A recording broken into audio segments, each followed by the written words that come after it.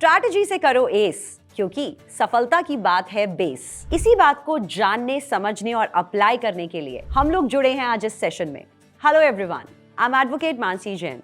Welcome to an educational platform of PW। तो क्या होना चाहिए आपका रॉक सॉलिड सक्सेस मंत्र जो आपको हेल्प करेगा क्लैट एग्जाम में एस करने के लिए? So if you want to pass CLAT with flying colours, इन स्ट्रैटेजीज और इन टिप्स का आपको खास ध्यान रखना है। नंबर 1, गलतियां पहचानो। मेक इट अ हैबिट कि जो भी आपके वीक एरियाज हैं उनको आप एक पेपर पर जॉट डाउन करिए and attach and paste them where you can see it. तो जब आपको आपकी गलतियां दिखती हैं तभी आपको अंदर से ज़ील आता है उनको सॉर्ट आउट करने का, उन पे वर्क करने का। तो यहाँ पर अगर आपने लिस्ट आउट करी है अपने वीक एरियाज, सपोजिटली आपको लगता है कि आपको QT के किसी पर्टिकुलर कॉन्सेप्ट में प्रॉब्लम आ रही है, तो जब वो आपके सामने लिखा होगा तब आप उस पर वर्क कर सकते हैं। वर्क करने के लिए जो भी पर्टिकुलर वीक एरिया होता है तो उनको सॉर्ट आउट करने के लिए आपको उस टॉपिक पर टॉपिक टेस्ट सॉल्व करने चाहिए, सेक्शनल टेस्ट भी सॉल्व करने चाहिए।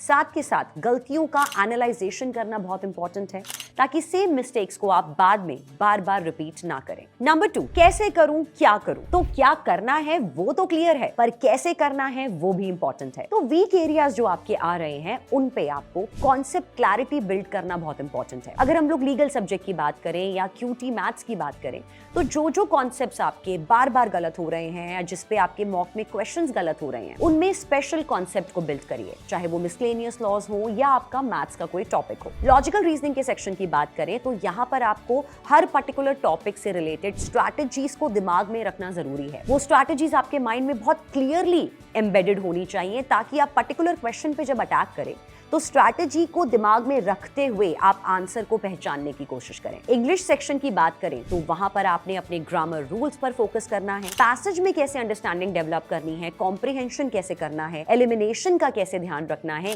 ये सब चीजें आपको ध्यान में रखना बहुत जरूरी है। The third strategy is the more the merrier. So let's agree, it's high time, CLAT बहुत ज्यादा नजदीक है और तूफानों से अगर कश्ती निकालनी है तो नाव के चप्पू को जरा तेजी से स्ट्रैटेजिकली चलाना बहुत जरूरी है, नहीं तो डूबने का खतरा है। So taking the same analogy, आपको अब क्लैट की प्रिपरेशन में कम से कम हर दिन 8 घंटे देना जरूरी है अपनी प्रिपरेशन के लिए।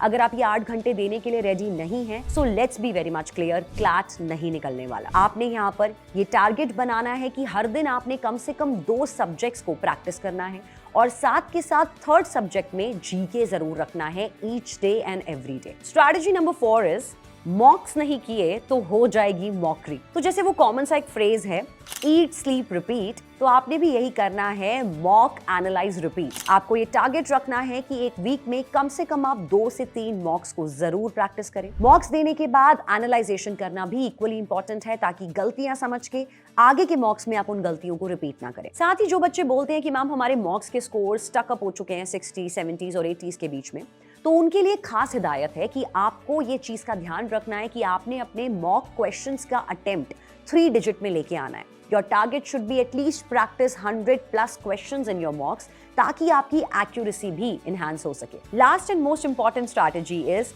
backlogs will take you backseat। तो अगर अभी तक भी आपके किसी भी सब्जेक्ट को लेके कुछ backlogs रह गए हैं, चाहे वो लीगल हो, लॉजिकल हो, इंग्लिश हो, QT हो या GK हो, तो बैकलॉग्स को जल्दी से जल्दी कवर करिए। एक प्रॉपरली टाइम शेड्यूल बनाइए और ये सोचिए कि आपने हर दिन इतना टाइम अलॉट करना है अपने बैकलॉग को कवर करने के लिए। स्पेशली GK के बैकलॉग्स को कवर करिए। न्यूज़पेपर रीडिंग डेली बेसिस पर रखिए। आपने रोज कम से कम 1 घंटा न्यूज़पेपर रीडिंग को देना है। जितने भी इंपॉर्टेंट इवेंट्स हैं उनके प्रॉपर नोट्स बनाइए ताकि आपका GK सेक्शन और ज्यादा ब्रश अप हो सके। तो इन्हीं सब टिप्स और स्ट्रैटेजीज का आपको ध्यान रखना है, अपना बेस्ट वर्जन दें और क्लैट में शाइन करें। Hoping to see each one of you in the national law university.